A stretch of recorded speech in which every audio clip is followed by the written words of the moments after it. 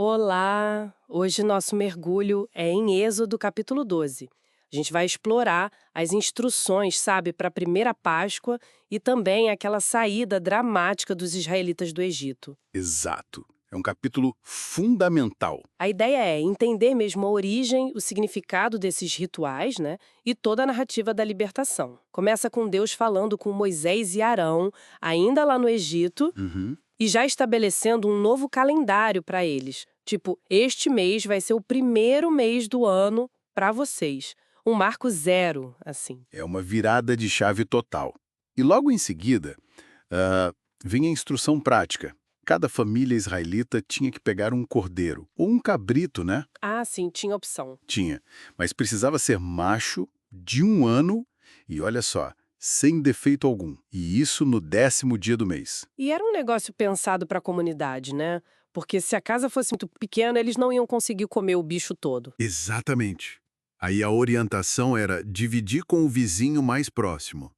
Tinha que calcular, assim, a quantidade por pessoa para não ter desperdício. Que interessante E isso! aí, eles cuidavam do animalzinho escolhido até o 14º dia do mês. E nesse dia 14, ao crepúsculo, aí vinha o momento central, né? Sim, toda a comunidade de Israel devia abater o animal, e aqui tem um elemento visual muito forte. Pegar um pouco do sangue, O sangue. isso, e usar para marcar as laterais e a viga superior, a verga, das portas das casas onde eles iam comer o cordeiro. Essa marca de sangue é muito impactante. Qual era a função exata dela? Era um sinal de proteção, veja bem. Deus mesmo diz que ia passar pelo Egito naquela noite, para executar juízo, ferindo os primogênitos dos egípcios, tanto pessoas quanto animais. Nossa! Mas quando ele visse o sangue na porta, ele ia passar por cima daquela casa e ia poupar quem estivesse ali dentro. Daí a palavra Páscoa, né? Do hebraico Pessar, que tem essa ideia de passar sobre. Entendi. Faz todo sentido. Era um livramento literal ali. E um juízo sobre os deuses do Egito também. Uma demonstração clara de poder. E a refeição em si, como tinha que ser? Ah, cheia de regras e simbolismo também.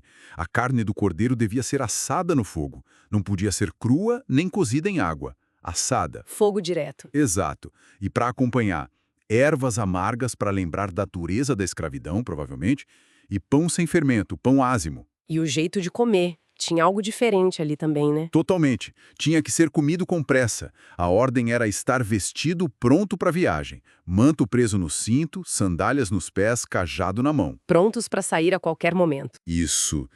E nada podia sobrar para a manhã seguinte. Se sobrasse alguma coisa da carne, tinha que queimar no fogo, nada de guardar. Essa urgência toda já apontava para a partida que estava prestes a acontecer, imagino. Sem dúvida.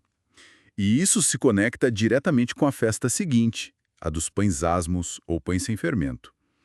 7 dias, logo após a Páscoa, Assim, que também tinha regras específicas. muitas. A principal era remover todo o fermento das casas, qualquer coisa fermentada. E durante esses 7 dias, só comer pão ázimo. E por quê? Para lembrar justamente da pressa com que saíram do Egito. Não deu tempo da massa do pão crescer, levedar, eles levaram a massa assim mesmo. Entendi. A pressa virou memorial. Exato. E era uma regra séria, tá? Quem comesse algo com fermento durante esses dias seria eliminado da comunidade de Israel. Pesado. O fermento devia simbolizar algo negativo ali, talvez. É uma interpretação comum. O fermento muitas vezes simboliza corrupção, pecado, o velho que precisa ser deixado para trás. Essa limpeza do fermento era uma limpeza simbólica também. Faz sentido. E aí Moisés repassa tudo isso para o povo, né? Para os anciãos. Sim, ele chama os líderes e explica direitinho. Fala para usarem um feixe de isopo, que é uma planta, para molhar no sangue e aplicar nas portas. E reforça, ninguém deve sair de casa até de manhã. Fiquem protegidos lá dentro. E então, o clímax da noite. À meia-noite, exatamente como Deus tinha dito, o Senhor fere todos os primogênitos na terra do Egito, desde o filho do faraó até o filho do prisioneiro no calabouço, e até as primeiras crias dos animais. Que momento terrível para o Egito. O texto fala de um grande clamor. Um choro imenso, porque não havia casa egípcia onde não houvesse um morto. A dor foi generalizada. Imagina o impacto disso no faraó. Ele que resistiu tanto. A reação foi instantânea.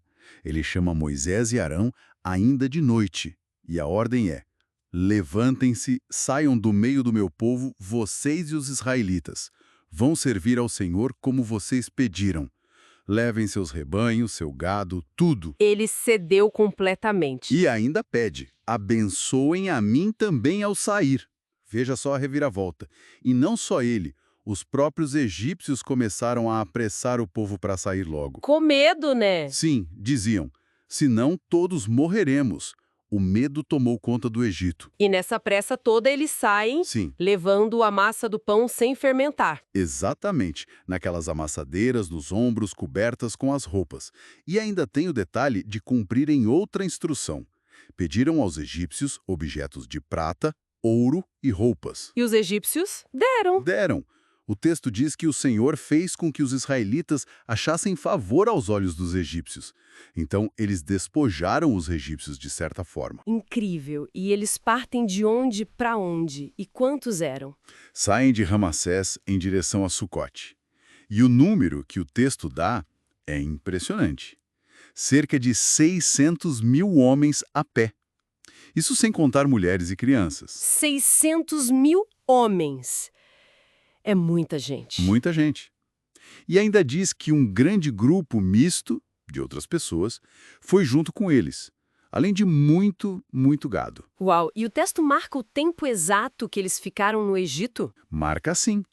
Diz que o tempo que os filhos de Israel habitaram no Egito foi de 430 anos.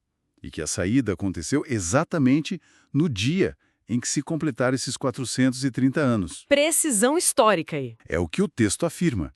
E aquela noite específica, a noite da saída, é chamada de Noite de Vigília ao Senhor, para ser observada por todas as gerações futuras.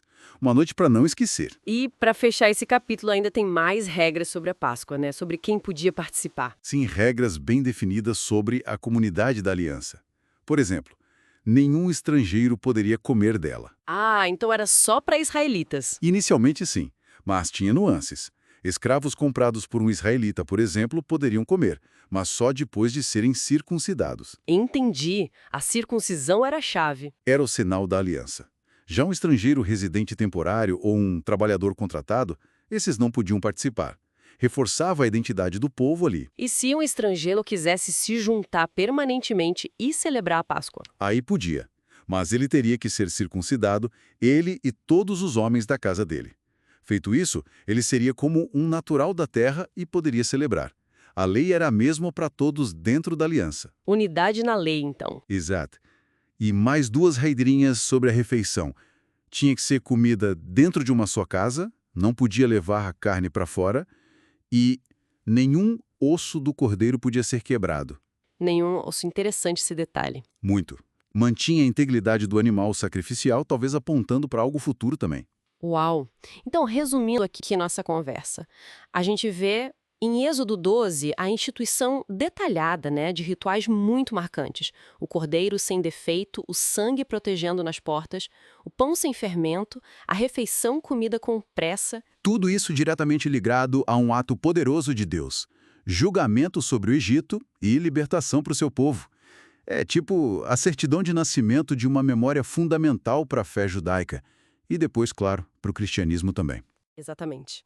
E fica talvez uma reflexão final, né? O que essa ênfase tão forte na urgência, na pressa para sair e também na separação? Separação pelo sangue, pelas regras de quem come, pela remoção do fermento. O que tudo isso nos diz sobre a natureza da transformação que estava acontecendo ali?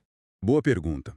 Parece que fala sobre uma ruptura radical com o passado, com a escravidão, com o Egito, e sobre o nascimento de uma nova identidade, um povo separado, com suas próprias leis e seu próprio Deus.